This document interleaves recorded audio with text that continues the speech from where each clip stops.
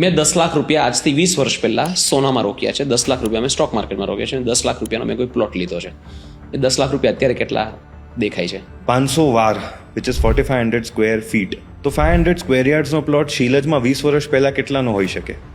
Just એક તીર મારો હવામાં. 500 સ્ક્વેર યાર્ડ્સનો plot I don't know, I never invest in land. 3.5 lakh. 3.5 lakh. Okay.